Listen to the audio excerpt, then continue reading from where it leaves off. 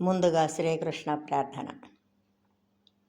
వసుదేవసుతం దేవం కంసచాణూరమర్దనం దేవకీ పరమానందం కృష్ణం వందే జగద్గురుం. శ్రీకృష్ణం వందే జగద్గురుం. జై శ్రీకృష్ణ. ఇప్పుడు శ్రీమద్భగవద్గీత 6వ అధ్యాయము ఆత్మ సంయమ యోగము నుండి 20వ శ్లోకము నేర్చుకుందాం. Now we will learn Shrimad Bhagavad Gita chapter 6 Atma Samyama Yoga 20th శ్లోక.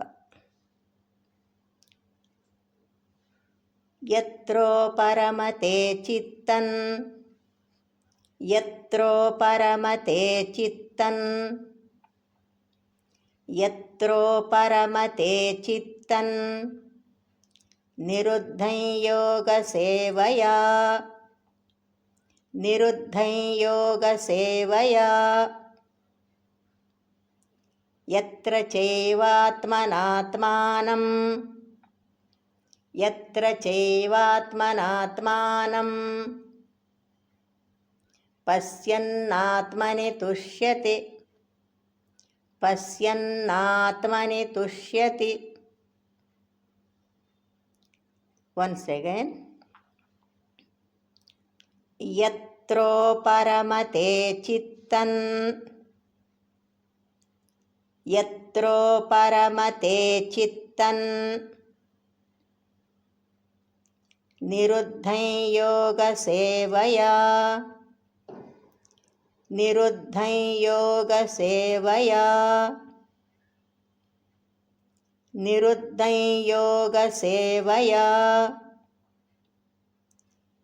యత్ర చైవాత్మనాత్మానం యత్ర చైవాత్మనాత్మానం పశ్యన్నాత్మని తుష్యతి పశ్యన్నాత్మని తుష్యతి. Now full line. యత్రో పరమతే చిత్తన్ నిరుద్ధం యోగ సేవయా యత్రో పరమతే చిత్తన్ నిరుద్ధం యోగ సేవయా యత్ర చైవాత్మనాత్మానం యత్ర చైవాత్మనాత్మానం పశ్యన్నాత్మని తుష్యతి యత్ర చైవాత్మనాత్మానం పశ్యన్నాత్మని తుష్యతి. Now full shloka. యత్రో పరమతే చిత్తన్ నిరుద్ధం యోగ సేవయా యత్ర చైవాత్మనాత్మానం పశ్యన్నాత్మని తుష్యతి యత్రో పరమతే చిత్తన్ నిరుద్ధం యోగ సేవయా యత్ర చైవాత్మనాత్మానం పశ్యన్నాత్మని తుష్యతి